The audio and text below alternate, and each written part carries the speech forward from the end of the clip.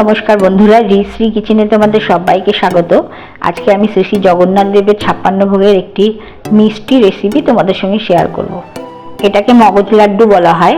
এটা শ্রী জগন্নাথ দেবকে দুপুর 2টোর সময় ভোগ হিসেবে দেওয়া হয়।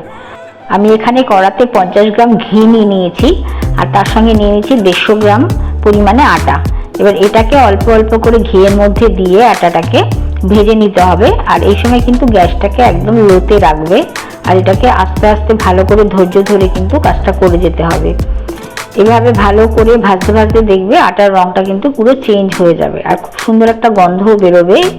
বেশ কিছুক্ষণ একটু ধৈর্য ধরে এটাকে কিন্তু ভেজে নিতে হবে। দেখো মোটামুটি আমার কিন্তু ভাজা হয়ে গেছে। এবার আমি এটাকে একটা ডিশের মধ্যে বেড়ে নেব। দেখো এটাকে আমি ডিশের মধ্যে বেড়ে নিয়েছি। এবার এটা কিন্তু গরম থাকতেই আমাদেরকে মেখে নিতে হবে, যার জন্য আমি দেখো এখানে 1 টেবিল স্পুন গোটা চিনি আর 75 গ্রাম গুঁড়ো চিনি, যেটাকে আমি একটু গুঁড়ো করে নিয়েছিলাম, সেই চিনিটা এর মধ্যে দিয়ে দিলাম। এর সঙ্গে আমি কয়েকটা কাজু আর আমন্ডকে ক্রাশ করে নিয়েছিলাম, সেটাও দিয়ে দিলাম।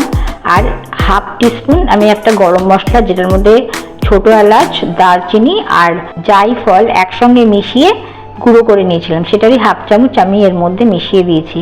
এবার সবগুলোকে দিয়ে ভালো করে কিন্তু এভাবে মেখে নিতে হবে। দেখো এভাবে মাখতে মাখতে দেখো চিনি থেকে যে জলটা বেরিয়েছিল সেটা দিয়ে কিন্তু খুব সুন্দরভাবে এটা মেখে গেছে।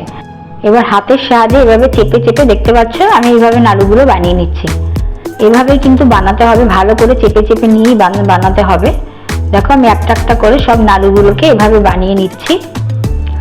মনে রাখবে বন্ধুরা, এখানে কিন্তু আমি 150 গ্রাম আটার মধ্যে কিন্তু 50 গ্রাম ঘি দিয়েছি আর 75 গ্রাম চিনি দিয়েছি। পরিমাণটা কিন্তু সঠিক হতে হবে, নাহলে নাড়ুগুলো কিন্তু ভালো করে বানাতে পারবে না। তো দেখো আমি একটা একটা করে সব সাজিয়ে দিচ্ছি এভাবে। তো আশা করছি বন্ধুরা ভিডিওটা ভালো লেগেছে। ভিডিওটা যদি ভালো লাগে অবশ্যই একটা লাইক করো আর আমার চ্যানেলটাকে সাবস্ক্রাইব করো, অনুরোধ রইল। তাহলে দেখা হচ্ছে আবার একটা নতুন রেসিপি নিয়ে তোমাদের সঙ্গে। ভালো থেকো, নমস্কার।